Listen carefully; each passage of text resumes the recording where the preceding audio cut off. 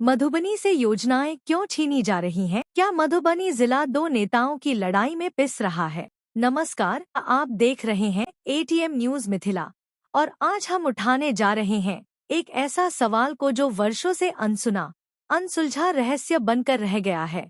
क्या मधुबनी लोकसभा क्षेत्र को विकास से जानबूझकर वंचित किया जा रहा है? जी हाँ, हम बात कर रहे हैं उन योजनाओं की जो एक के बाद एक मधुबनी से झंझारपुर क्षेत्र में खिसका दी जा रही हैं। दुख की बात तब ये और हो जाती है जब उस योजनाओं को मधुबनी में आकर बड़े नेता घोषणा भी करते हैं, जगह भी बता देते हैं। ठीक उसके एक महीने बाद उसी योजना को झंझारपुर दूसरे नेता लेकर चले जाते हैं। जैसे झंझारपुर में मेडिकल कॉलेज, पॉलिटेक्निक कॉलेज, केंद्रीय विद्यालय, मिथिला हाट, ट्रॉमा सेंटर और अब सुनने में आ रहा है कि प्रेक्षागृह भी झंझारपुर जाने वाला है। तो मधुबनी क्या केवल नाम के लिए बचा है? क्या इस बार मधुबनी का केंद्रीय विद्यालय भी दो नेताओं के बीच जंग का मैदान बनकर झंझारपुर में खुलेगा? हाल ही में एक नया पत्र सामने आया है जिसकी कॉपी हमारे पास मौजूद है, जिसमें स्पष्ट रूप से उल्लेख है कि केंद्रीय विद्यालय अब झंझारपुर अनुमंडल में खुलेगा।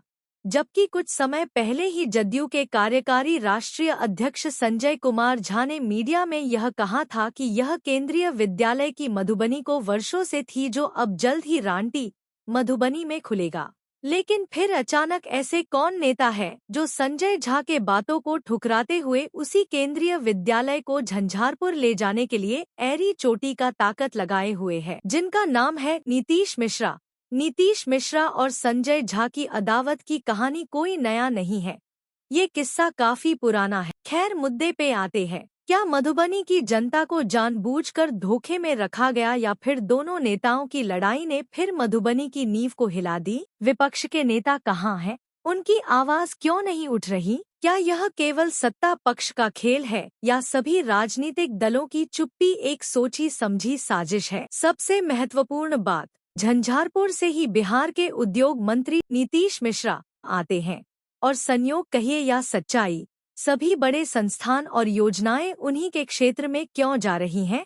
हम यह नहीं कहते कि झंझारपुर को विकास न मिले, पर क्या मधुबनी के साथ यह अन्याय नहीं है? हमारा सवाल साफ है, मधुबनी की जनता के हक की योजनाएं आखिर क्यों छीनी जा रही हैं, और वो भी बिना किसी सार्वजनिक चर्चा के? हम मांग करते हैं कि बिहार सरकार और जिले के सांसद विधायक तुरंत जनता को जवाब दें, और हम आग्रह करते हैं मधुबनी के नागरिकों से कि वो अपनी आवाज बुलंद करें, क्योंकि अगर अब नहीं बोले तो शायद आने वाली पीढ़ियों को सिर्फ अफसोस ही मिलेगा। धन्यवाद। समाज के हक में, सच्चाई के पक्ष में, एटीएम न्यूज मिथिला।